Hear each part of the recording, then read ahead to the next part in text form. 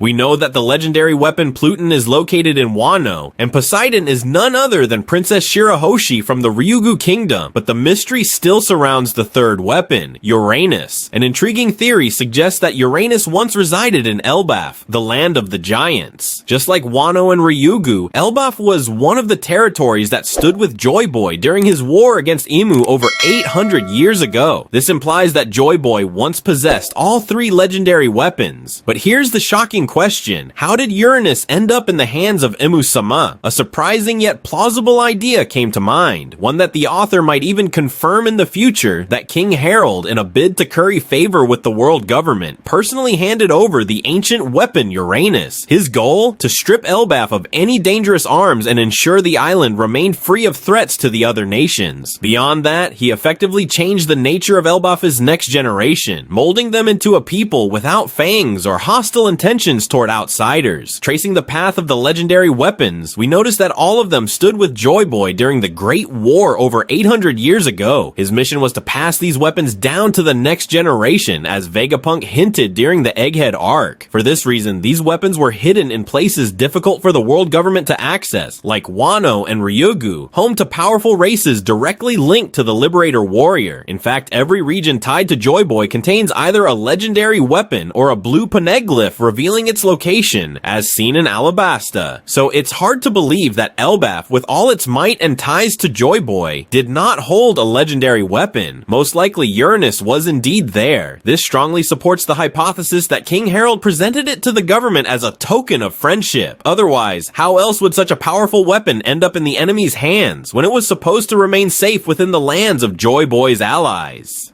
What's even more fascinating is that unlike Poseidon, which requires a specific user, Uranus is a weapon that can be powered by the Mother Flame and has the capability to erase entire islands from existence, making it by far the deadliest of the three legendary weapons. Some even speculate that Prince Loki himself might be able to control it, adding a whole new dimension to this theory and setting the stage for a critical turning point in the near future, one that will reveal whether these hypotheses are mere speculation or preludes to a shocking truth that could change the course of One Piece forever. But if we accept that Uranus was once kept in Elbaf, the pressing question isn't just how it ended up in Imu's hands, but why Elbaf showed no reaction or resistance to the disappearance of such a dangerous weapon from their lands. This silence could be explained by the fact that its removal wasn't sudden or forced. It was a voluntary handover kept under wraps. It's possible that King Harald wasn't the first to agree to surrender Uranus. Instead, the Gorosei themselves may have capitalized on internal conflict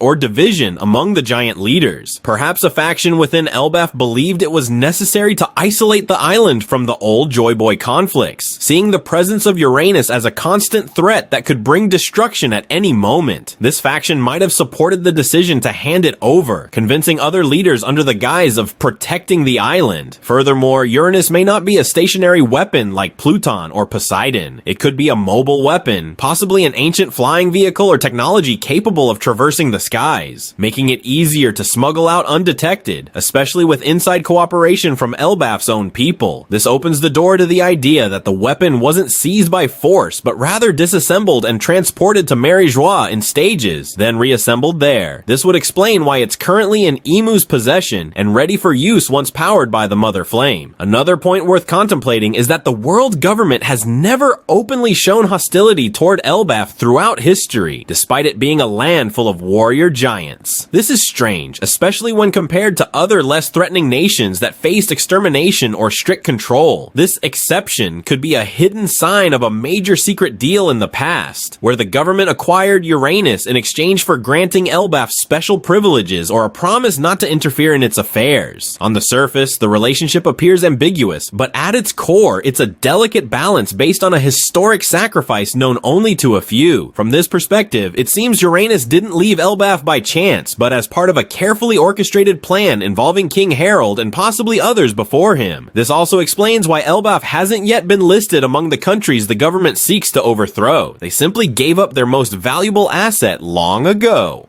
What further strengthens the hypothesis that Uranus was originally an Elbaf and later handed over to the world government is the island's ambiguous stance despite its immense military power and fierce warriors. So far, Elbaf has shown no clear position regarding the global conflict, nor any intention to join the new Joy Boy alliance. On the contrary, it appears completely neutral, if not subtly submissive, to the world government. Strikingly, Elbaf is not just a military stronghold, but also carries a religious or mythical connection to the Yggdrasil tree, said to be the center of life and balance in the world. According to hints in the broader world lore, this tree may be the very site where Uranus was either hidden or utilized, not merely as a tree, but as an ancient energy source tied directly to the weapon itself. This link between the tree and the weapon could explain why the world government has shown long-standing interest in Elbaf, not just to acquire Uranus, but to unravel the secrets of the Prosperity Kingdom, whose legacy may be embedded deep within Yggdrasil's roots. Supporting this theory is the noticeable shift in Elbaf's societal structure. Historically a land of pride, courage, and strict warrior traditions, the newer generations seem markedly different, less eager for war, more aligned with official discipline, as if they've been intellectually and culturally refined. This change likely isn't a spontaneous social evolution, but a direct outcome of a secret pact between King Harald and the world government. This deal presumably included the government's non-interference in exchange for reshaping Elbaf's youth to align with the global order. It's probable that the government demanded changes in educational curricula and collective consciousness, steering Elbaf's people toward isolationism and peace, rather than a legacy of jihad and liberation as part of the Uranus handover agreement. Moreover, the government may still rely on Elbaf to keep the original location of Uranus a closely guarded secret. There could be individuals within the island who continue to hold supervisory or functional roles regarding the weapon system even after its relocation to Marie Joie. Just as devil fruits are linked to a will passed down through generations, Uranus might also require a living key, perhaps a descendant of a specific bloodline in Elbaf, or a ritual that can only be activated at a site connected to the tree or the giant's ancient war calendar. In this context, we can understand the profound silence surrounding Elbaf throughout history, not as mere isolation, but as constant surveillance by the world government, fully aware that while Uranus may have been uprooted, its roots remain firmly planted in the land of the giants.